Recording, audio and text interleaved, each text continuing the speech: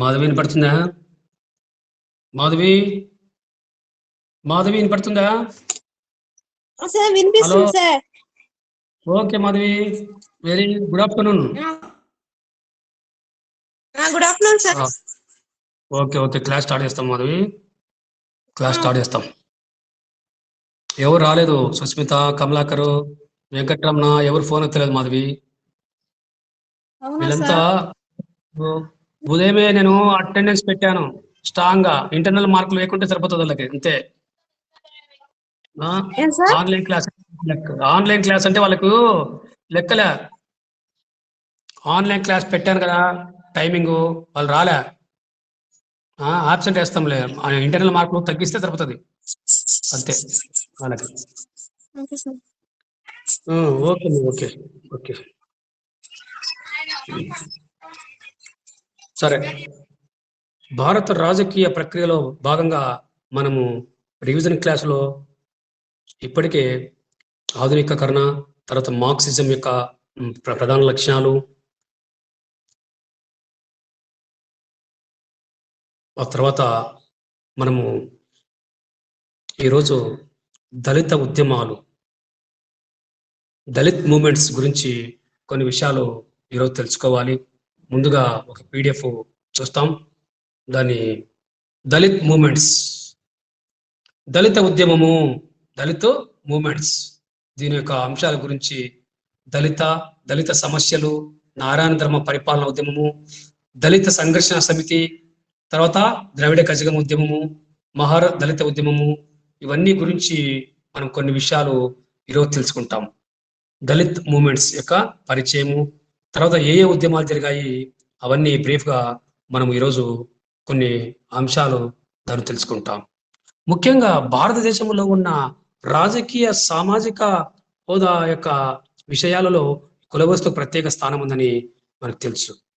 కాబట్టి కుల వ్యవస్థ యొక్క స్వరూపము, ఈ యొక్క నిర్మాణం కూడా ప్రత్యేకమైనవే భారతీయ సమాజంలో. కాబట్టి మనకు దోపిడీదారి యొక్క ప్రవర్తన, శారీరక వైఖరిలో ముఖ్యంగా ఈ కులతత్వం అనేది ప్రముఖ స్థానం ఉందని చెప్పి మనం చెప్పవచ్చు. కాబట్టి జాతి, వర్ణ, లింగ భేదాలలో మానసిక భావాలు ఉన్నాయి. మనకు స్వాతంత్రము, భారతదేశ స్వాతంత్రం పొందిన తర్వాత చాలా కాలం వరకు కూడా భూస్వామ్య యొక్క వ్యవస్థ యొక్క అనవాళ్ళు ఇంకా అంతరించలేదు, అలాగే ఉన్నాయి.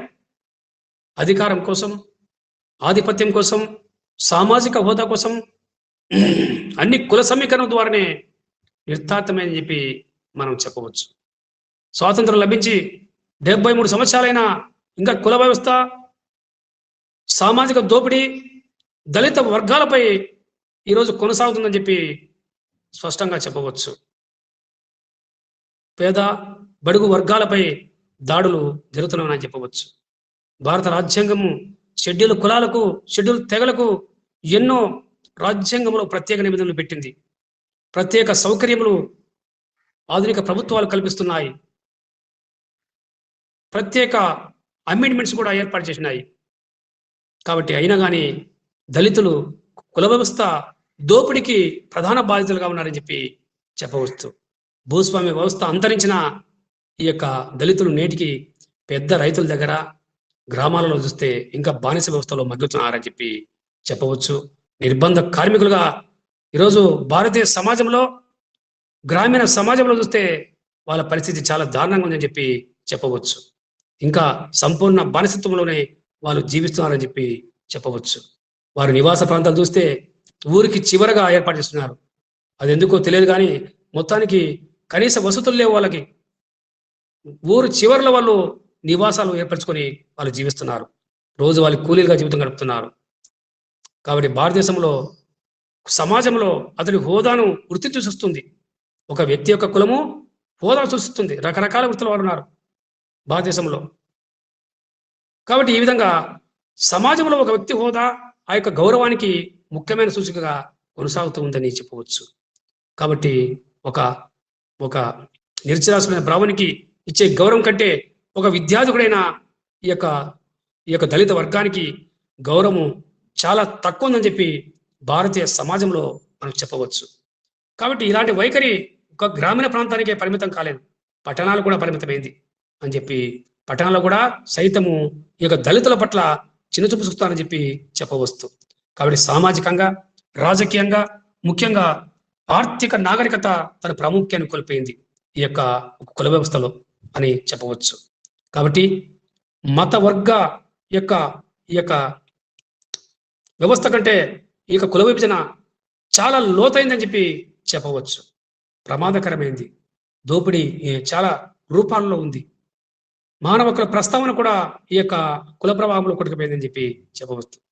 కాబట్టి భారత సమాజంలో కుల వ్యవస్థ ఎంత లోతుగా పోయిందంటే దీన్ని మార్చడము స్వాతంత్రం వచ్చి 73 సంవత్సరాలైనా ఇప్పటికీ మార్చలేకపోయినాం. భారతీయ సమాజంలో ఈ యొక్క దళిత వర్గం యొక్క సమస్యలు ఇలాగే ఉండిపోయినాయి. వారు ఒంటరితనాన్ని అనుభవించక తప్పలేదు. సాంఘిక బహిష్కరణకు కొన్ని చోట్ల వాళ్ళు గురి కావడం జరిగింది. అనేక రాజకీయ పార్టీలు, అనేక రాజకీయ సంస్థలు, హిందూ ధార్మిక సంస్థలు, మత సంస్థలు ఎన్నో ఈ యొక్క దళితుల అభ్యున్నతికి, దళితుల సమస్యలకు అనేక పోరాటాలు స్వాతంత్రం రాకముందే చేశాయి. ఆ తర్వాత స్వాతంత్రం వచ్చిన తర్వాత భారత రాజ్యాంగ రూపకర్త, నిర్మాత డాక్టర్ బిఆర్ అంబేద్కర్ దళితుల అభ్యున్నతికి చేసే కృషి చాలా గొప్పమైందని చెప్పి మనకు చెప్పవచ్చు. ఈరోజు ఆయన వలన ఈరోజు దళితులు ఒక చాలా రాజకీయంగా, సామాజికంగా అత్యున్నత స్థితికి రావడం కారణము డాక్టర్ బిఆర్ అంబేద్కర్ చేసిన అనేక సంస్కరణలు, అనేక విజయాలని చెప్పి చెప్పవచ్చు. కాబట్టి శతాబ్దాల తరబడి దళితులు పీడనానికి గురైనారు, దోపిడికి గురైనారు. కాబట్టి కుల వ్యవస్థపై అనేక తిరుగుబాటు చేశారు. న్యాయమైన హక్కుల కోసం పోరాటం చేశారు. న్యాయమైన హక్కులు సాధించారు రాజకీయ పార్టీల ద్వారా. హిందూ ధార్మిక సమస్యలు కూడా వారికి తోడుగా ఉన్న సందర్భాలు ఉన్నాయని చెప్పి మనము చెప్పవచ్చు. కాబట్టి 1933లోనే మనకు స్వాతంత్రం రాకముందే మహాత్మా గాంధీ ఈ యొక్క దళితులను హరిజనులకు పేర్కొన్నాడు. హరిజనులు పేర్కొన్నాడు. ఈ పదము పెద్దగా అవమానకరమని చెప్పి దళిత నాయకులు పేర్కొన్నారు. తాము మామూలుగా దళితులనే పదం బాలేదని చెప్పి వాళ్ళు ఇప్పుడు కూడా దళితులనే పదం బాగుందని చెప్పి వాళ్ళు చెప్పడం జరిగింది. అంటే దోపిడి వాళ్ళు గురవుతున్నారు సమాజంలో. స్వాతంత్రం వచ్చిన కూడా ఇంతవరకు ఏం మార్పు లేదు. కాబట్టి ఇతరులు కూడా తమను ఈ యొక్క దళితులనే భావనను పిలవాలని చెప్పడం జరిగింది. కాబట్టి మనకు ఇంకా అంటరాంతరం నేరమైనప్పటికీ మనం రాజ్యాంగంలో అస్పృశ్యత నివారణ చట్టం పెట్టినప్పటికీ, నిబంధనలు పెట్టినప్పటికీ అనేక ప్రాంతాలలో ఈ యొక్క గ్రామీణ ప్రాంతాలలో సామాజిక నేరం ఇంకా కొనసాగుతూనే ఉందని చెప్పి చెప్పవచ్చు. భారతదేశంలో ఈ యొక్క దళితుల శాతం ఎంత ఉంది? దాదాపు మనకు 25% భారత యొక్క జనాభాలో ఉన్నారు. 36% మంది కార్మికులు ఉన్నారు. 40% మంది వ్యవసాయ కార్మికులుగా ఉన్నారు. కాబట్టి సాంప్రదాయ ఈ యొక్క కుల వృత్తుల్లో ఈ యొక్క దళిత వ్యవస్థ కొనసాగుతుందని చెప్పవచ్చు. అనేక రాష్ట్రాల్లో ఉన్నారు దళితులు. ఈశాన్య రాష్ట్రాల్లో మామూలుగా దళిత సంఖ్య తక్కువగా ఉంది. ఈ యొక్క సౌత్లో కూడా ఈ యొక్క దళితులు చాలా ఉన్నారు. తర్వాత ఈ యొక్క దళితులపై ఊచకొతకు అనేక రకాలుగా జరిగాయి. ఉత్తరప్రదేశ్లో, తర్వాత ఆంధ్రప్రదేశ్లో దళిత ఊచకొతలు మనవరకు జరిగాయి. రాజకీయ పార్టీలు అతీతంగా ఈ యొక్క దళిత నాయకులు తమ వాణిని వినిపిస్తున్నారు. హక్కుల కోసం పోరాటం చేస్తారు. మానవుల కమిషన్కి వెళ్ళారు. పాలక పక్షాలండతో మీడియాలో ఈ యొక్క బ్రాహ్మణిక శక్తుల అనుదరితో స్వరాన్ని పెంచుకున్నారు. కాబట్టి దళిత ఉద్యమాలు తమ వాదన వినిపించాయి. హక్కుల కోసం సమర్థవంతంగా పోరాటాలు చేశాయని చెప్పి మనం చెప్పవచ్చు. అయితే మనకు భారతదేశంలో మహారాష్ట్రలో జరిగిన ఉద్యమాలు ఈ యొక్క దళితుల అభ్యున్నతికి, దళిత సమస్యలకు, దళితుల పోరాటాలకి చాలా ముఖ్యమని చెప్పి మనం చెప్పవచ్చు. మహర్ ఉద్యమము, మహారాష్ట్రలో జరిగిన మహర్ ఉద్యమము అఖిల భారత ఉద్యమంగా చెప్పవచ్చు. మహర్ కులానికి చెందిన డాక్టర్ బిఆర్ అంబేద్కర్, భీమరావు అంబేద్కర్ జాతీయ ఉద్యమ నాయకుడు, రాజ్యాంగ రూపకర్త. మహర్ ఉద్యమాన్ని ఆయన ముందుండి నడిపించాడు. ఎనలేని ప్రాముఖ్యత లభించింది ఆయనకు. బ్రిటిష్ పాలకుల జాతీయ అగ్రకులాల నాయకులతో దళిత హక్కులపై అనేక పోరాటాలు చేశాడు. అంబేద్కర్ దేశంలోని దళిత కులాలకు ప్రతినిధిగా రాజకీయ చైతన్యము అంతగా ఉన్నప్పుడు భారతావనిలో రాజకీయ దోపిడికి వారు ఎందుకు గురవుతున్నారు అని చెప్పడం జరిగింది. కాబట్టి ఈ విధంగా దేశవ్యాప్తంగా దళిత ఉద్యమాలు అనేక రకాలుగా జరిగాయని చెప్పవచ్చు. కాబట్టి రాజకీయాలంటే సామాజిక ఆర్థిక రంగాల్లోనే కాకుండా దళిత ఉద్యమాలు తమ పాత్రను వహించే సందర్భాలు చాలా ఉన్నాయని చెప్పవచ్చు. కాబట్టి సామాజిక రంగంలో, ఆర్థిక రంగాలలో దళితుల పట్ల వివక్షత, తర్వాత అణచివేత ఇప్పటికీ కొనసాగుతుండడమే భారత రాజకీయ సమాజంలో ఇది ప్రధాన కారణమని చెప్పవచ్చు. ఈ విధంగా మనకు ఈ యొక్క దళిత ఉద్యమాల కోసం అనేక పోరాటాలు జరిగాయని చెప్పి మనము చెప్పవచ్చు. ఈ విధంగా దళితుల అభివృద్ధికి అనేక ఉద్యమాలు రావడం జరిగింది. కాబట్టి ముఖ్యంగా ఆర్థిక, సామాజిక, రాజకీయ అధికారం కోసం మొత్తం కూడా స్వాతంత్రం రాకపోవడమే బ్రాహ్మణ చేతిలో ఉంది. భారతదేశంలో ముఖ్యంగా ఆర్థిక, సామాజిక, రాజకీయ అధికారం అంతా కూడా బ్రాహ్మణ వర్గాల చేతుల్లో స్వాతంత్రం రాకపోవడం ఉంది, కేంద్రీకృతమైన అధికారం అంతా. కాబట్టి ఈ చిన్న పాలక వర్గం మొత్తం అధికారం చేజిపుచ్చుకుంది. ఏ వర్గము? బ్రాహ్మణ వర్గం. చాలా వరకు వయసులను కూడా శూద్రులుగా పరిగణించారు. వయస్సులు ఉన్నత కులాలు చెరిపారు. శూద్రులు, అస్పృశ్యులు నిర్మాణ క్రమంలో కట్టడుగున ఉండిపోయారు అని చెప్పవచ్చు. కాబట్టి సామాజిక, ఆర్థిక, రాజకీయ అసమానతకరంగా స్వాతంత్రం నాటికి దళితుల స్థాయి అధ్వానంగా ఉండేదని చెప్పి మనం చెప్పవచ్చు. కాబట్టి వారికి అన్ని రకాలుగా ఈ యొక్క అసమానత లేదు, అన్ని రకాల వివక్షత గురి చేశారు అని చెప్పవచ్చు. స్వాతంత్రం వచ్చిన తర్వాత ప్రజాస్వామ్య రాజ్యం, ప్రజాస్వామ్య ప్రభుత్వాలు, శ్రేయ రాజ్యాలు అనేక రకాలుగా వారికి ప్రత్యేక సదుపాయాలు మన భారత రాజ్యాంగం కూడా కల్పించిందని చెప్పి చెప్పవచ్చు. వారికి రిజర్వేషన్ కల్పించడం జరిగింది, అత్యున్నతమైంది రోస్టర్ పాయింట్. కాబట్టి ఈ విధంగా మనకు చారిత్రకంగా చూస్తే సాంఘిక వ్యవస్థలో అస్పృశ్యులుగా చేశారు. బుద్ధుని తర్వాత మహాపద్మనుడు శూద్ర రాజ్యాన్ని స్థాపించాడు. ఆ రాజ్యం శూద్రుల రాజకీయ, ఆర్థిక, సామాజికతను బలపు చేసింది. స్వాతంత్రం రాకపూర్వమే ముఖ్యంగా చాణక్య అనే బ్రాహ్మణి ప్రతిభలతో ఈ యొక్క మహాపద్మనుడిని హత్య చేసి అతని పాలన తెలియజేశాడు. కాబట్టి ఉన్నత కులాల జోక్యము మితిమీరిపోయింది ఆనాటి స్వాతంత్రం రాకపూర్వమే అని చెప్పవచ్చు. హిందూ రాజుల కాలంలో ఈ యొక్క ఉన్నత కులాల జోక్యము మితిమీరిపోవడం కూడా కారణం చెప్పవచ్చు. కావున పాలకుల దోపిడీదారి విధానాలను అవలంబించడం జరిగింది. శూద్రుల పరిస్థితి అత్యంత దారుణంగా స్వాతంత్రం రాకపూర్వమే ఉందని చెప్పి చెప్పవచ్చు. కాబట్టి ముఖ్యంగా మధ్యయుగాల్లో భక్తి ఉద్యమాలు ఈ కుల వ్యవస్థకు మామూలుగా వ్యతిరేకంగా తమ గలముప్పారు. భక్తి ఆధ్యాత్మికతను పెంపొంచారు. భక్తి ఉద్యమంలో ఈ యొక్క దళిత వర్గాన్ని భాగస్వాములు చేయడం జరిగిందని చెప్పి చెప్పవచ్చు. కాబట్టి బ్రాహ్మణిక సమాజంలో వారిని చైతన్యవంతులుగా చేశారు. కాబట్టి దళిత వర్గాన్ని భక్తి ఉద్యమ నాయకులు తమ ఆంతరికంగా వాళ్ళని భాగస్వాములు చేశారు అని చెప్పవచ్చు. కాబట్టి సామాజిక పరిస్థితుల్లో భక్తి ఉద్యమం ఒక విప్లవాత్మకమైన ఆలోచన తీసుకొచ్చింది. కాబట్టి అనేక మంది భక్తి ఉద్యమ నాయకులు చాలా వరకు ఈ యొక్క కుల వ్యవస్థకు వ్యతిరేకంగా తమ గళం విప్పారని చెప్పి మనము చెప్పవచ్చు.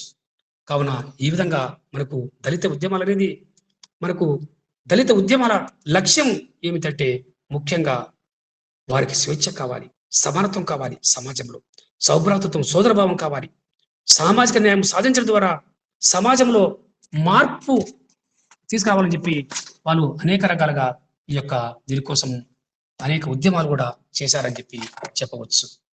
తర్వాత భక్తి ఉద్యమంలో పెద్ద ఎత్తున ఈ కుల వ్యవస్థ యొక్క దురాచారాలు సమాజం నుంచి నిర్మూలించబడలేదు. అగ్రవర్ణాల ఆధిపత్యం కొనసాగుతూ ఉండేది ఆ కాలంలో. కాబట్టి భక్తి ఉద్యమ సిద్ధాంతాలు, గౌతమ బుద్ధి బోధనలు ఆధునిక కాలంలో దళిత ఉద్యమాలకు స్ఫూర్తినిచ్చాయని చెప్పి మనం ఒక రకంగా చెప్పవచ్చు. కాబట్టి దళిత చైతన్యాన్ని మేలుకొల్పడానికి వివిధ సామాజిక, మతపరమైన సంస్థలు మనకు 19వ యొక్క శతాబ్దంలో విశేషంగా కృషి చేసినాయని మనం ఒక్క మాటలో చెప్పవచ్చు. 19th century. కాబట్టి దళిత చైతన్యాన్ని వాళ్ళు మార్పు తీసుకోవడానికి వారిని వివిధ సామాజిక, మతపరమైన సంస్థలు వచ్చాయి. ఎప్పుడు వచ్చాయి? 19వ ఈ యొక్క శతాబ్దంలో వచ్చాయి. ఇవన్నీ కృషి చేశాయి. నామ్దేవ్ రావడం జరిగింది. తర్వాత నావల్ బర్క్, తర్వాత నావల్ ధర్మ్, ఆర్ఎస్ సమాజులు ప్రజల సాంఘిక, ఆధ్యాత్మిక చైతన్యం కోసం దళితుల కోసం పనిచేశారని చెప్పవచ్చు. ఈ ఉద్యమాలు తీసుకొచ్చిన చైతన్యమే దళిత ఉద్యమాలకు ఒక అవకాశంగా మారిందని చెప్పి మనము చెప్పవచ్చు. కావున దళిత ఉద్యమాలు అనేది 19వ శతాబ్దం నుంచి ప్రారంభమని చెప్పి భారతదేశంలో మనం స్పష్టంగా చెప్పవచ్చు. ఉత్తర భారతదేశంలో దళిత ఉద్యమాలు ఏమైనా ఉన్నాయంటే ఉన్నాయి. 19వ శతాబ్దం మధ్య కాలంలోనే దళిత చైతన్యాన్ని పెంచడానికి చాలా మంది కృషి చేశారు. ఉత్తర భారతంలో 1912లోనే స్వాతంత్రం రాకపూర్వమే ముకుంద్ బిహారీ బెంగాల్లో నామ్ శూద్ర సంఘాన్ని స్థాపించాడు. మొట్టమొదట బెంగాల్ అసెంబ్లీలో ఈ యొక్క దళితులకు రిజర్వేషన్ కల్పించాలని చెప్పి 17% రిజర్వేషన్ కల్పించాలని చెప్పి ఆయన డిమాండ్ చేశాడు. తర్వాత హరిశ్చంద్ ఠాకూర్ అనే వ్యక్తి శూద్ర సంక్షేమ సంఘాన్ని బెంగాల్లో ఏర్పరిచాడు. దళితుల కోసం పాఠశాలలు ఉండాలని, చండాలనే పదప్రయోగంపై నిషేధం విధించాలని ఈ సంఘము ఎంతో పోరాటాలు చేసింది. కావున పంజాబ్లో కూడా చూస్తే మంగూరాయ్ ఆద్య ధర్మ ఉద్యమాన్ని స్థాపించాడు వీరి దళితుల అభ్యున్నతికి. తర్వాత బిల్, సంబి, చురా, చమర్, బంగీలు, ఆది ద్రావిడ భారతదేశము ఆదిమ ప్రజల్లో తన సొంత సంస్కృతి ఉండేదని చెప్పి ఉద్యమం ప్రచారం చేసింది. కాబట్టి హిందువుల యొక్క దురాక్రమణ వలన వీరు సమాజంలో అణచివేయారని చెప్పి, అగ్రవలాల కులాల వలన వీరు సమాజంలో వెనుకబడిపోయారని చెప్పి, ఆది ధర్మం నశించిపోయిందని, దేశానికి చెందిన నిజమైన ప్రజలు సంఘటితమై సంస్కృతిని పూరించుకోవాలని చెప్పి ఈ యొక్క ఆది ధర్మ ఉద్యమం కూడా అనేక పోరాటాలు చేసింది. తర్వాత స్వామి దయానంద సరస్వతి, ఆర్య సమాజ్ దళితుల అభ్యున్నతికి కృషి చేసిందని చెప్పి మనం చెప్పవచ్చు. ఇలా రకరకాలుగా హిందూ ధార్మిక సంస్థలు దళిత అభ్యున్నతికి కృషి చేశాయి. ఆ యొక్క సంస్థలు చేసిన చైతన్యమే ఈరోజు ఇవన్నీ కూడా రావడం జరిగింది. కాబట్టి ఆర్య సమాజం యొక్క లక్ష్యం ఏంది? అంటరాంతరాన్ని ఖండించింది. మతపరమైన బాధ్యతలను శూద్రులకు అప్పగించడానికి ఈ యొక్క కులాంతర యొక్క వివాహాలను ప్రోత్సహించలేదు. ఆర్య సమాజ్ లక్ష్యం ఏది? దళితులు సిక్, ఇస్లాం, క్రైస్తవ మతము స్వీకరించకుండా వారి అడ్డుపడలేమే అని చెప్పి చెప్పడం జరిగింది. వారు వేరే మతంలో చేరకూడదు అని ఆర్య సమాజ్ అడ్డుకోవడం జరిగింది. కాబట్టి స్వాతంత్రం వచ్చిన తర్వాత మనకు అనేక దళిత ఉద్యమాలు రావడింది.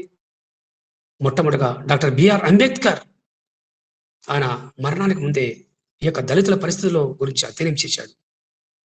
అంబేద్కర్ మరణం తర్వాత 1975లో భారతీయ రిపబ్లిక్ పార్టీ ఏర్పడింది. ఇది ఈ దళితుల కోసం ప్రత్యేకంగా ఏర్పాటైన పార్టీ అని చెప్పవచ్చు. ఈ పార్టీ భూమి లేని వారి కోసం, దళితుల కోసం భూమిని స్వాధీనం చేసుకోవడానికి ప్రయత్నించింది. తర్వాత ఈ యొక్క రిజర్వేషన్ కోసం పోరాటం చేసిన ముఖ్యమైన పార్టీ మహారాష్ట్రలో అని చెప్పవచ్చు. కాబట్టి దళితుల కోసం ఉద్యమాలు జరిగిన ఎక్కడంటే మహారాష్ట్రలో ఎక్కువ ఉద్యమాలు జరిగాయి. దళితుల అభ్యున్నతికి, దళితుల యొక్క సమస్యల కోసం అనేక పోరాటం జరిగినది ఎక్కడంటే మహారాష్ట్ర అని చెప్పవచ్చు. కాబట్టి భూమి లేని వారి కోసం, దళితుల కోసం భూమిని స్వాధీనం చేసుకోవడానికి ప్రయత్నించింది భారతీయ రిపబ్లిక్ పార్టీ అని చెప్పవచ్చు. 1950లోనే మహారాష్ట్రలో మహారాష్ట్ర సమితులు చేతులపి 13 విధానసభ సీట్లను ఈ యొక్క రిపబ్లిక్ పార్టీ గెలుచుకుంది.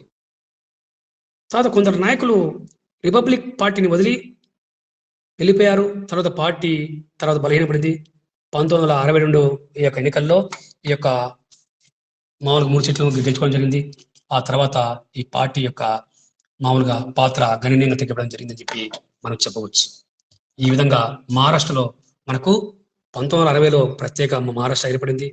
అప్పటికే భారతీయ రిపబ్లిక్ పార్టీ ఎన్నో దళితుల అభ్యున్నతికి, దళితులకు స్వేచ్ఛ కావాలని చెప్పి, దళితులకు సామాజికంగా రోస్టర్ పాయింట్ కావాలని చెప్పి మామూలుగా స్వాతంత్రం తర్వాత మొట్టమొదట పోరాటం చేసిన డాక్టర్ బిఆర్ అంబేద్కర్ నాయకత్వంలోని భారతీయ రిపబ్లిక్ పార్టీని 1975లో చెప్పవచ్చు.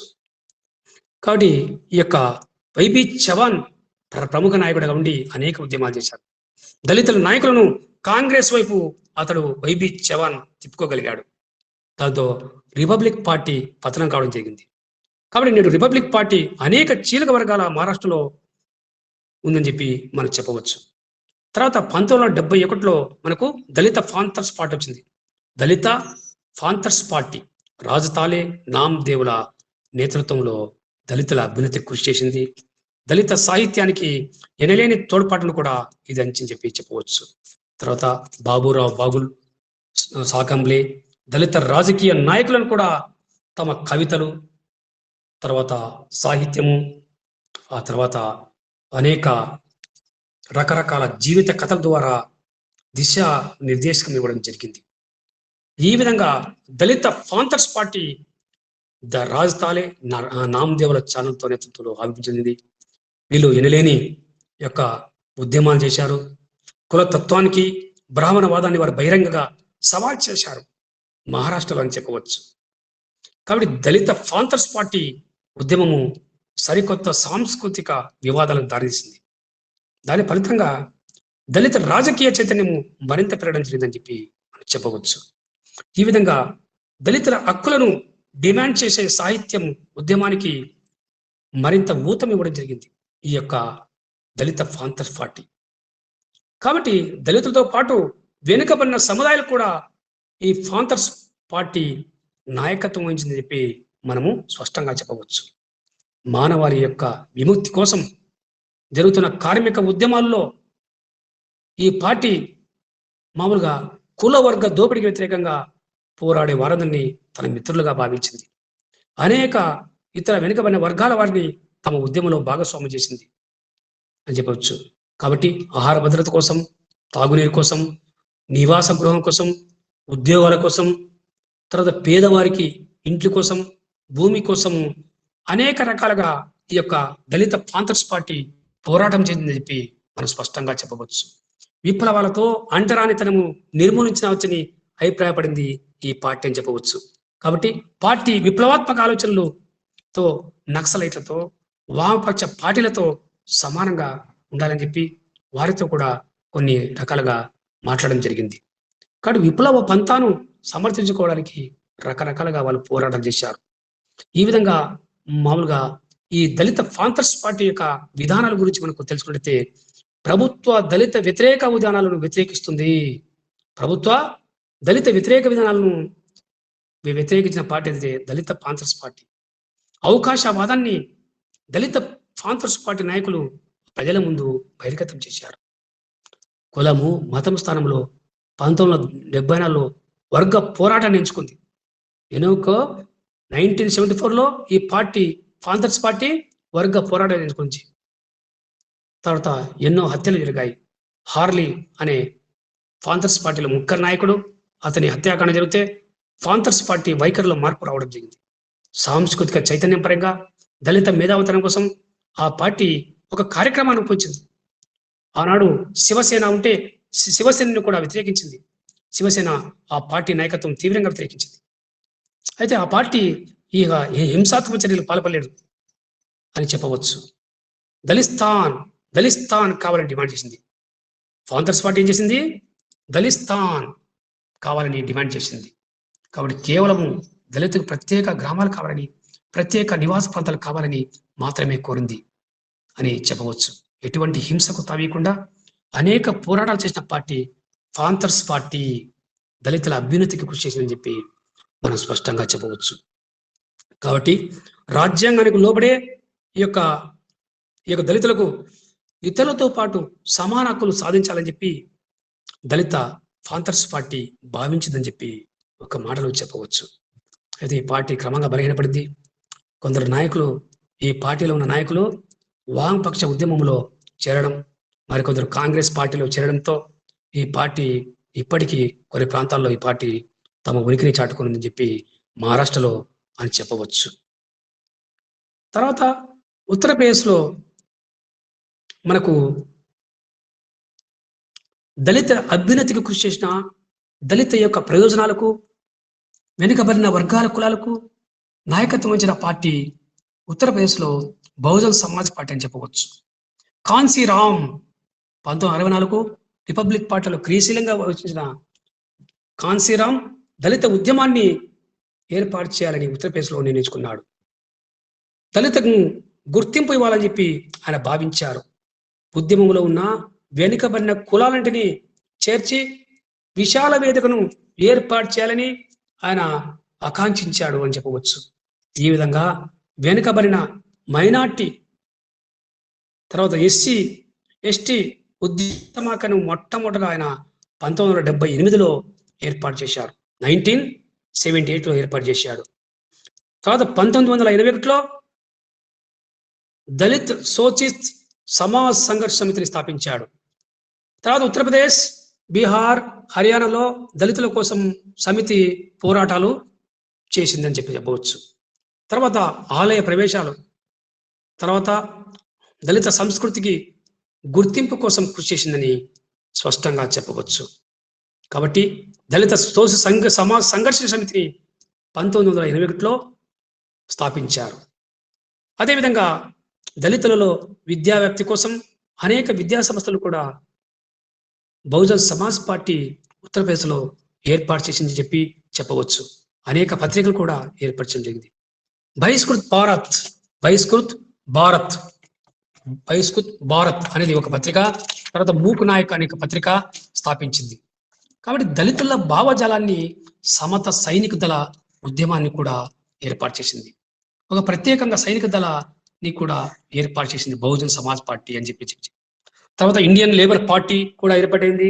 దళిత ఉద్యమాన్ని ముందుకు కాన్సీరామ్ బహుజన్ సమాజ్ పార్టీని ఏర్పాటు చేసి కుమారి మాయావతి నాయకత్వంలో పార్టీకి బాధ్యతలు అప్పగించాడు. కుమారి మాయావతి 3 సార్లు ఏకదాటిగా ముఖ్యమంత్రి నాయకత్వ బాధ్యత స్వీకరించింది.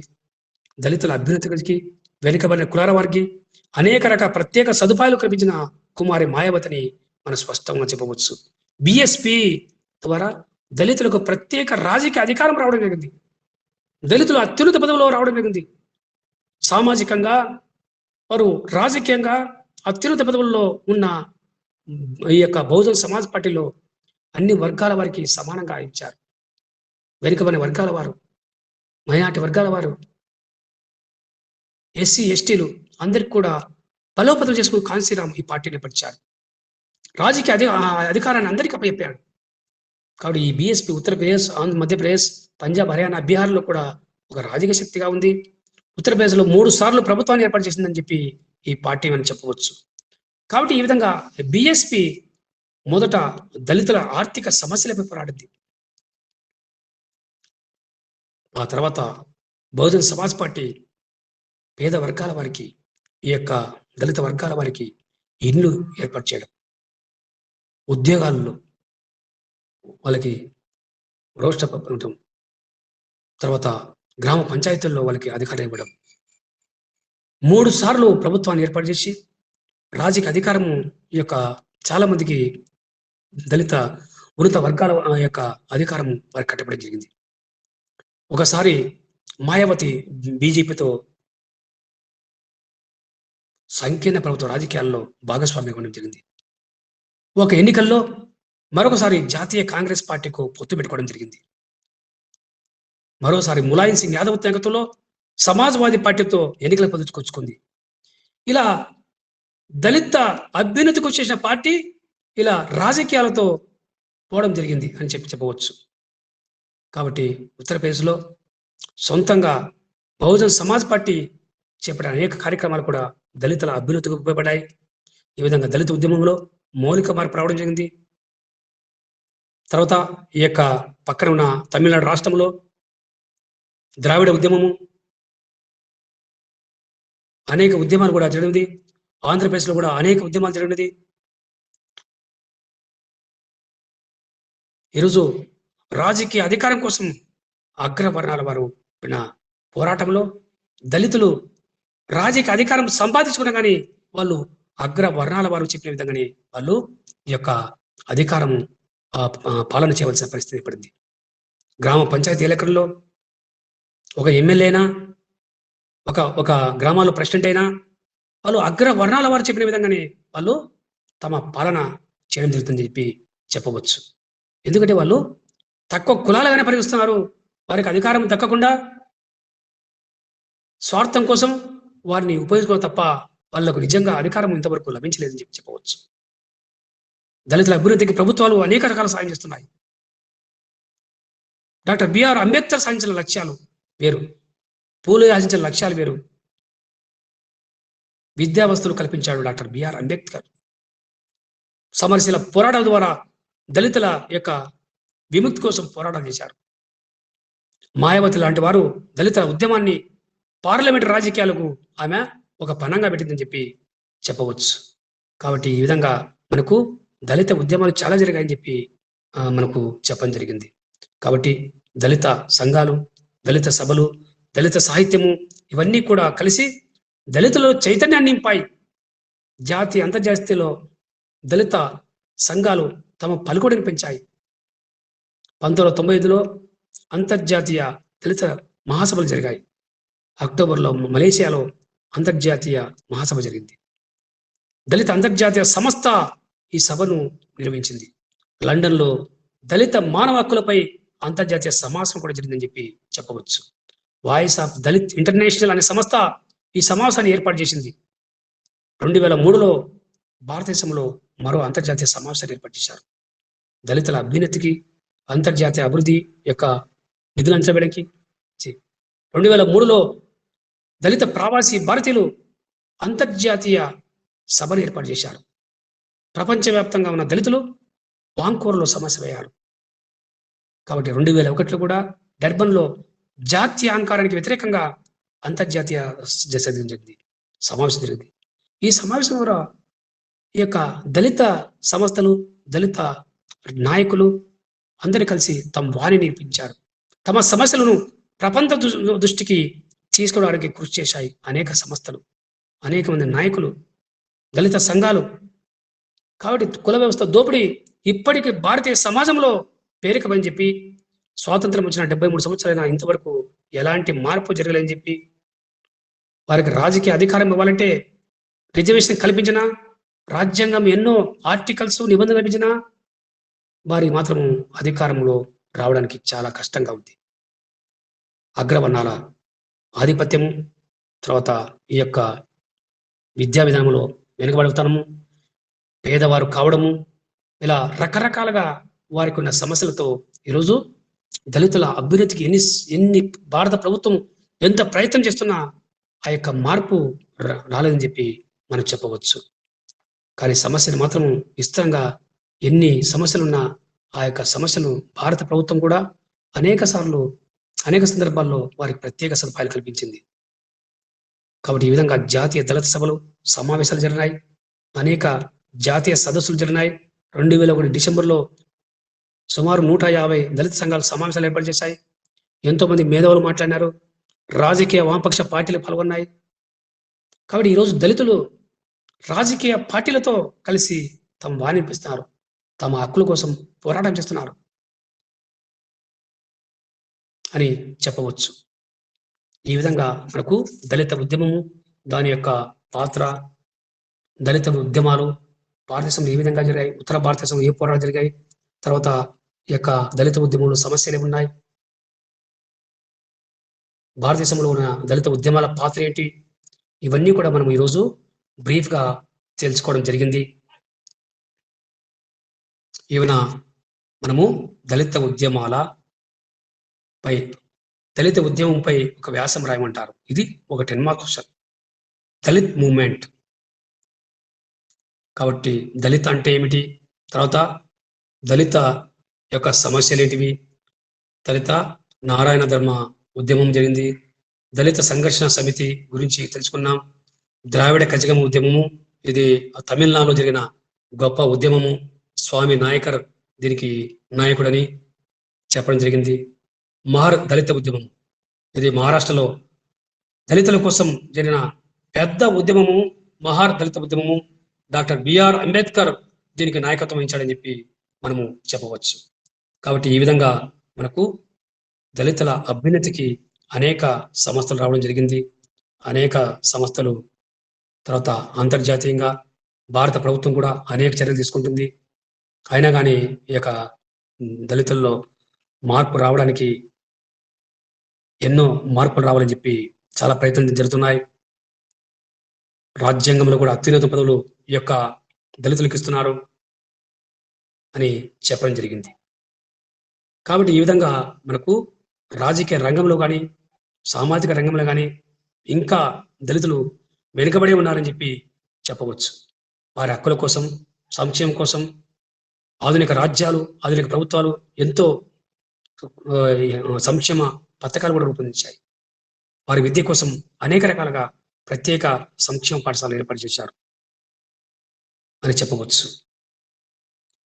ఈ విధంగా మనకు దళిత అభ్యున్నతికి యొక్క దళిత ఉద్యమం గురించి ఈరోజు చెప్పుకోవడం జరిగింది అని చెప్పవచ్చు. మాధవి మాధవి అర్థమైందా? మాధవి మాధవి మాధవి మాధవి వినపడిందా? మాధవి దళిత ఉద్యమము అర్థమైందా?